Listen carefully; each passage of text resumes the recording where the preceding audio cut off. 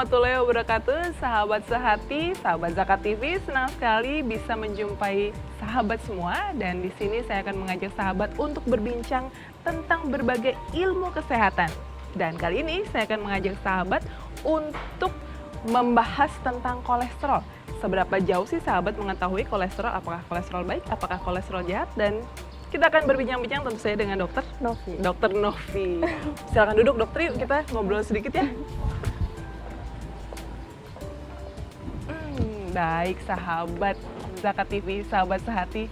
Sekarang sudah bersama saya adalah Dokter Novia Sriwahyuni. Nah, kita akan seperti janji saya tadi, kita akan membahas tentang kolesterol.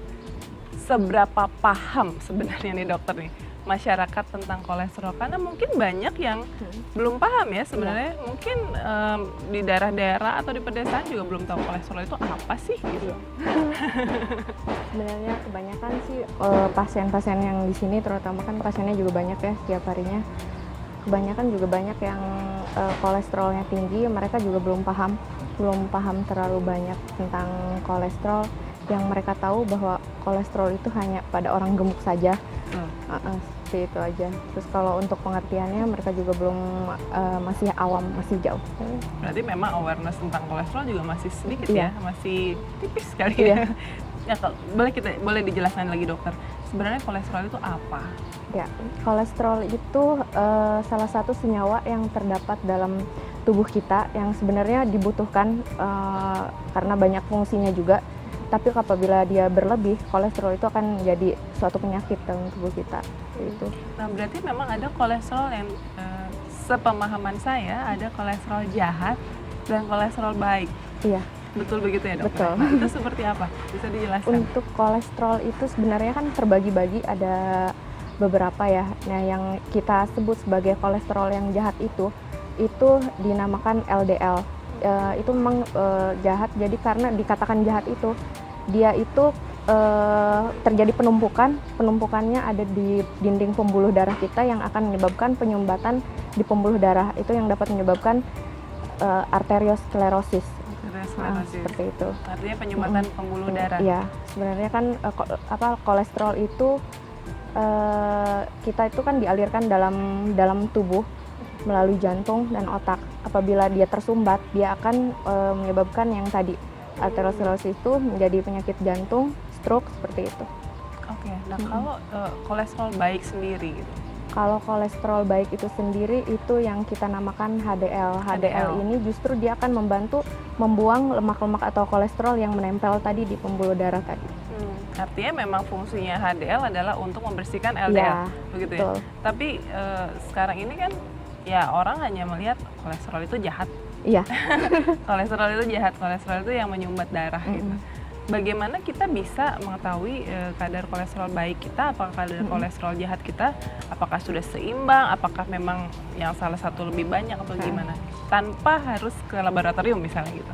Seperti itu. Kalau misalnya sejauh ini sih lebih ke laboratorium dicek darahnya.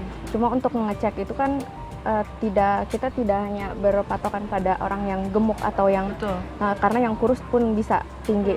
Maka dari itu yang lebih baik sekarang itu ya dicek di laboratorium, cek darah gitu. Kalau untuk gejalanya sendiri mungkin lebih kelihatan seperti kayak yang kita bilang itu seperti santalasma. Jadi dia tuh ada di bawah kelopak mata yang di sini. Itu yang kecil-kecil, bentuknya tuh kayak kulit tapi dia yang rada besar sedikit lah, seperti itu. Itu artinya? Itu artinya dia udah kolesterolnya biasanya kebanyakan yang tinggi seperti kolesterol tinggi. Oke. Kalau misalnya nih orang awam juga lagi-lagi dokter gitu ya, kalau misalnya kalau kolesterol tinggi sininya sakit gitu. Ya, itu bisa. betul nggak? Iya. Itu artinya kenapa kalau misalnya Kalau seperti itu? ya pegal-pegal kan penumpukan si kolesterol jahat biasanya. Penumpukan kolesterol jahat. Oke.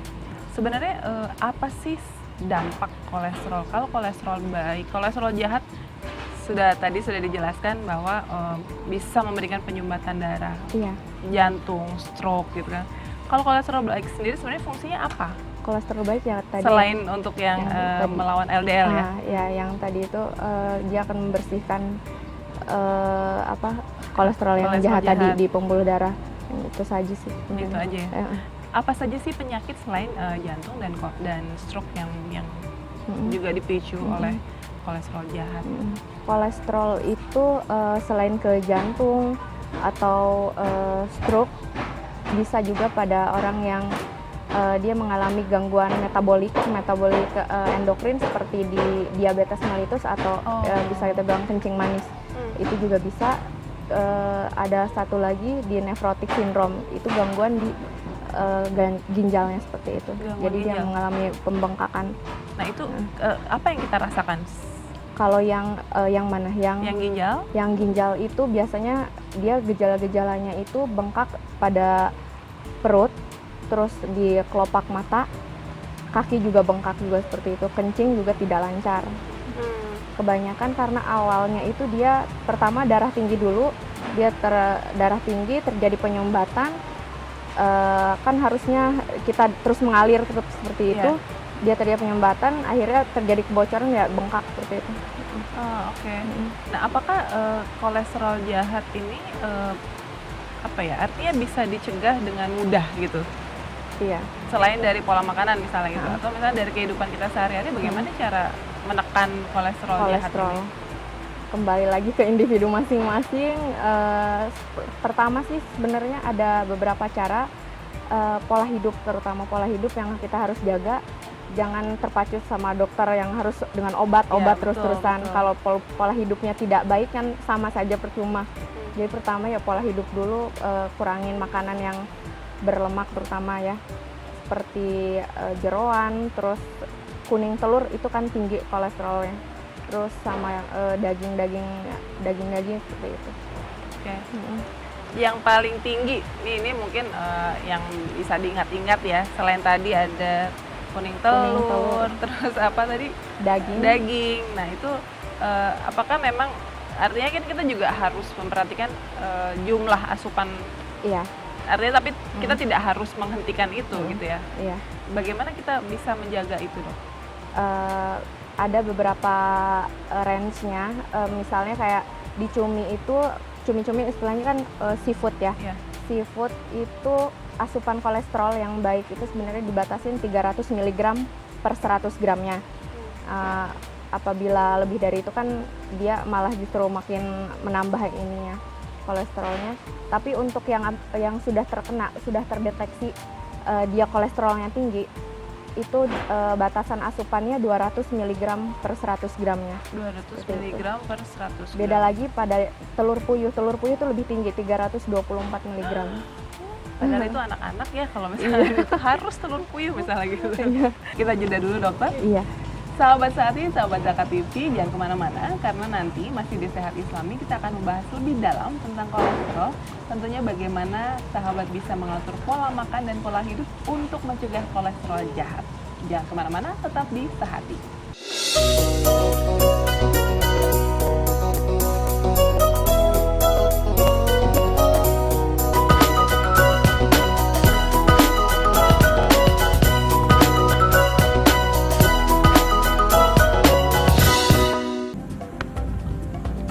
Semangat kemenangan harus berasal dari sportivitas yang datang dari hati. Saya Bambang Pamungkas, saya zakat di Dompet Duafa. Keluarga adalah sumber inspirasi saya. Kehangatannya datang dari hati. Saya Inneke Koesherawati, saya zakat di Dompet Duafa. Berbagi memudahkan rezeki, karena datang dari hati. Saya Ipo Santosa, zakat di Dompet Duafa. Dompet Duafa.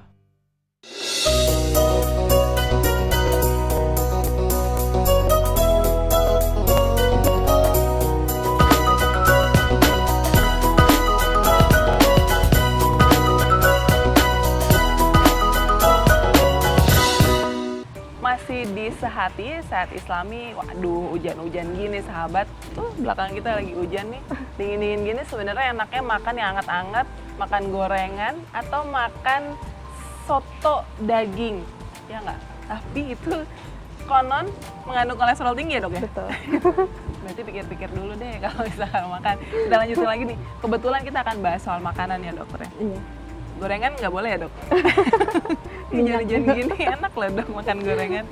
Kalau dari makanan sebenarnya yang harus diperhatikan selain tadi ada seafood, ada telur tuh apalagi sih dok? telur, gorengan, terutama minyaknya itu kan. Minyaknya sebenarnya dok ya, ya? minyak yang tinggi.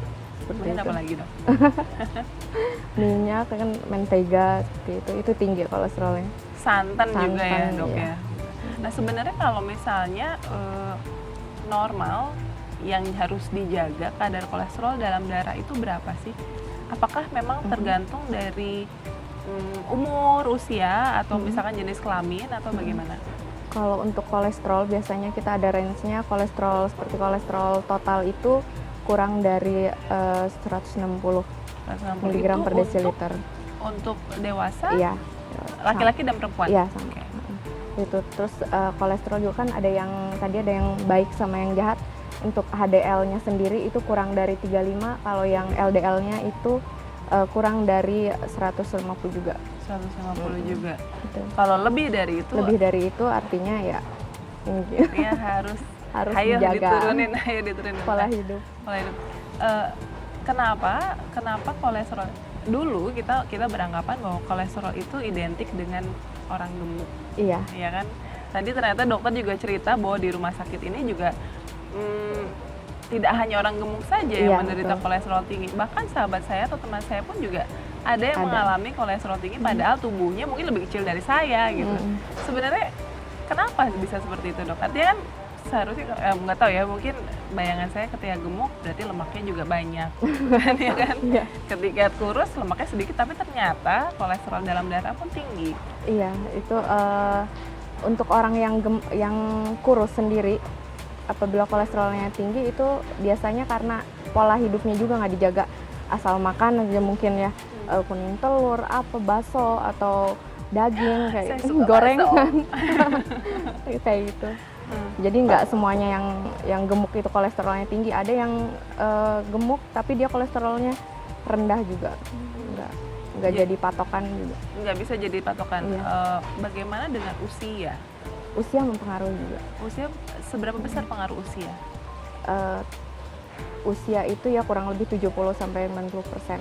80%. Artinya ketika remaja atau mungkin pernah nggak ada kasus misalkan anak-anak atau misalkan remaja yang paling muda tuh kolesterolnya bisa dengan mudah naik atau seperti apa? Di kolesterol itu sendiri sebenarnya ada yang dia primer sama yang sekunder. Sementara yang primer itu kebanyakan dari genetiknya sendiri, seperti itu, bawaan dari dia sendiri. Artinya ketika orang tua, kalau genetik berarti kan turunan ya Iya. dok ya.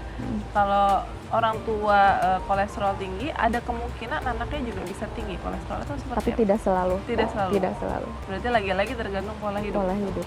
Iya.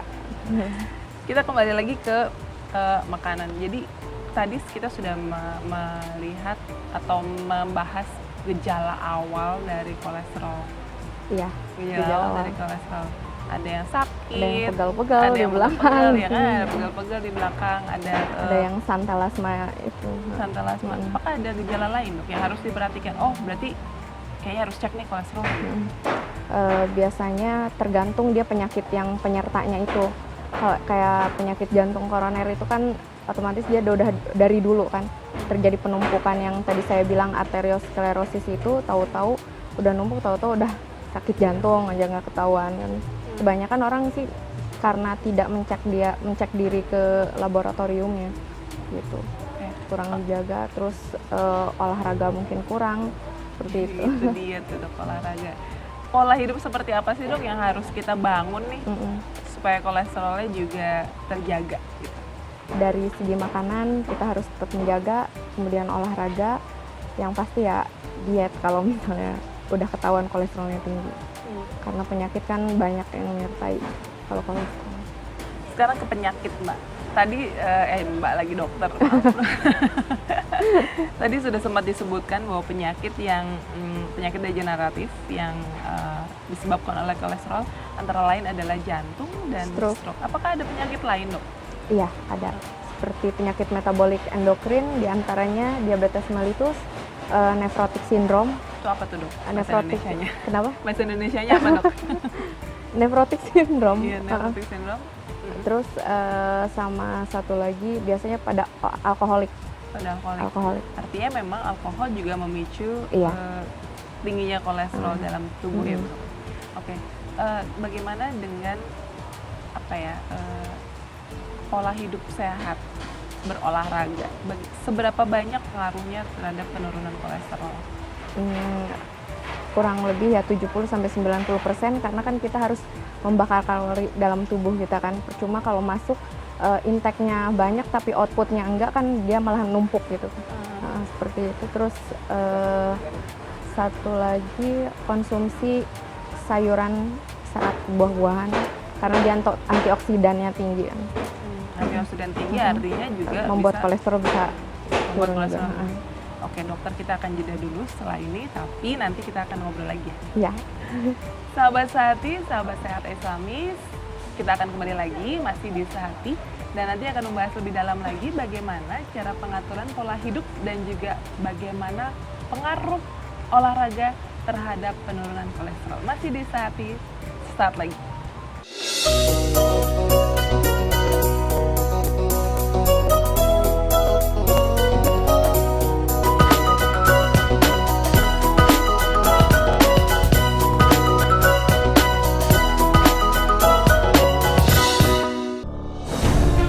Ketika keindahan dunia merebak keselarasan, berbagi kemesraan. Ketika sejuta tangan merangkai kebahagiaan dalam kehidupan yang harmoni. Ketika zakat Anda wujudkan indahnya dunia.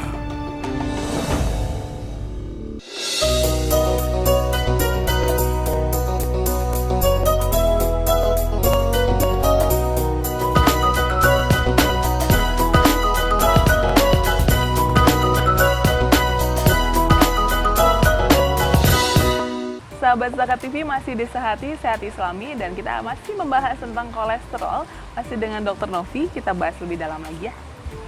Nah, Dr. Novi, Iya. sebenarnya kalau kolesterol tinggi itu biasanya diidap, apakah anak kecil bisa terkena juga atau remaja bisa terkena juga kolesterol tinggi? Bisa, tidak ada patokan usia berapa dia harus terkena kolesterol tinggi. Karena kan yang tadi saya bilang ada yang primer sama sekunder tadi, sama pola hidup sama. Kembali lagi pola hidup Pola lagi. hidup.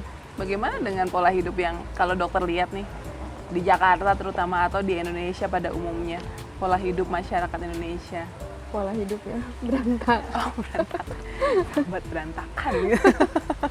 Nah, gimana maksudnya dokter berantakan? Karena mungkin udah enak semuanya, fast food, apa seafood kayak gitu kan banyak sekarang restoran-restoran yang Cepat fast food. Jadi saji. apalagi anak-anak kan banyak makan chicken yang itu kan tinggi minyaknya, terutama kadar minyaknya yang tinggi kolesterol. Jadi artinya pola hidupnya masih berantakan. Bagaimana kita sendiri untuk memberikan motivasi terhadap diri sendiri? Adakah tips dari dokter untuk paling tidak meredakan kolesterol yang tinggi atau membangun pokoknya hari ini saya harus turun kolesterolnya gitu? Kembali lagi ke individu masing-masing, dia mau merubah pola hidupnya atau tidak, ya tadi saya bilang balik lagi individu masing-masing, mereka mau merubahnya atau tidak, karena kebanyakan individu itu maunya yang praktis, instan, makanan pun juga pengennya yang langsung jadi, ya seperti itu. Sekarang saya tertarik dengan olahraga tadi dokter. Olahraga mempengaruhi sekitar 70% untuk menurunkan kolesterol. Apakah ada olahraga tertentu yang memang harus dilakukan oleh penderita kolesterol tinggi? Untuk kolesterol tergantung keadaan pasiennya itu sendiri. Kebanyakan untuk membakar kalori itu seperti lari itu seminggu itu harus 2 atau sampai 3 kali. Lamanya kurang lebih 30 menit. Seperti itu. Kalau untuk yang keadaan yang lain tergantung keadaan pasiennya, dia sakitnya apabila dia punya sakit kayak radang sendi seperti itu kan mungkin ya untuk lari karena mereka pasti sakit. Betul. Mungkin ada olahraga yang lain seperti ya cukup jalan aja juga udah cukup. Yang penting banyak gerak. Banyak gerak ya? Iya. Usia juga mempengaruhi jenis olahraga ya? kemudian dengan obat-obatan kan sekarang ya memang pengennya instan, Iya. minum obat sembuh, turun kolesterolnya gitu. Apakah seberapa efektifkah untuk mengkonsumsi obat-obatan agar bisa menurunkan kolesterol? Tergantung tadi. Dan dokter juga akan memberikan obat kolesterol itu dilihat dari hasil labnya tadi, kolesterol yang tadi HDL-nya atau trigliserid atau LDL-nya yang tinggi. Itu ada obat-obat yang khusus diberikan, ada golongan statin atau fibrat seperti itu. Terus balik lagi ke pola hidup tadi. Apabila kalau misalnya dia minum obat tapi pola hidupnya nggak dijaga, makanan tetap masuk seperti gorengan, terus daging, telurnya nggak terjaga dan dia berlebih, ya percuma gitu untuk obat juga. Sekarang pun juga selain obat dari dokter juga obat yang dijual bebas. Apakah memang itu juga bisa mempengaruhi atau memberikan efek yang baik untuk menurunkan kolesterol? Apakah memang seharusnya kita berkonsultasi dulu mungkin ya dengan dokter untuk mendapatkan obat yang baik? Seperti apa, Dok? Lebih baik konsultasi terlebih dahulu. Lebih baik konsultasi. Jadi jangan beli obat sembarangan. Oke, dokter. Bagaimana kita bisa menghilangkan, kalau bisa dibilang menghilangkan kecanduan masyarakat, kecanduan terhadap makanan kolesterol tinggi? Kan identiknya kalau kolesterol tinggi makanan tuh pasti enak.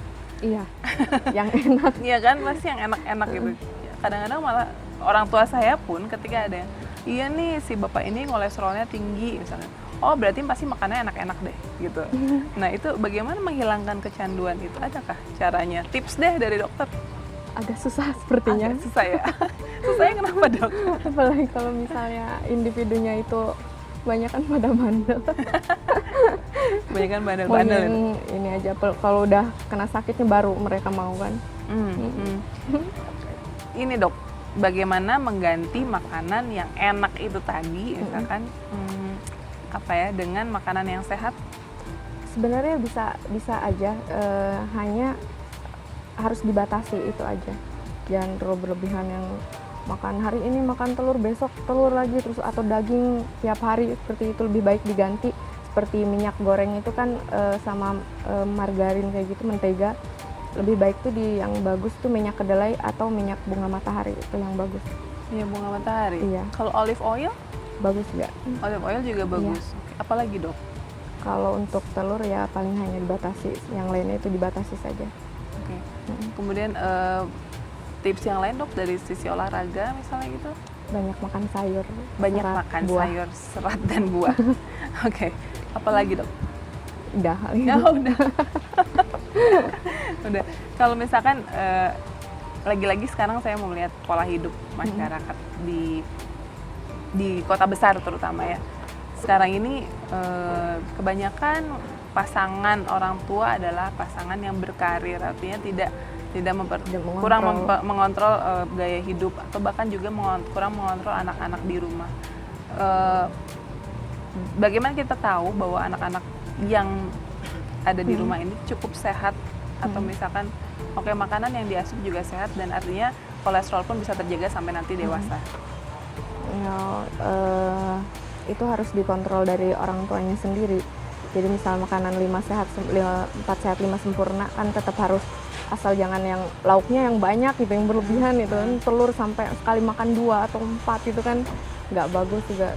Yang jelas ya kontrol itu penting dari orang tua. Kalau untuk orang tuanya sendiri?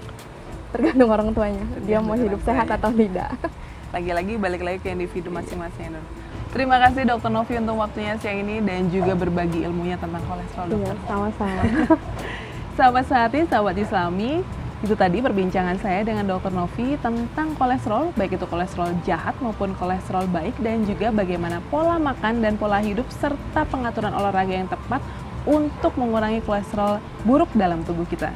Nantikan Sehati selanjutnya di mana saya akan memberikan berbagai informasi yang lain tentang kesehatan. Assalamualaikum warahmatullahi wabarakatuh.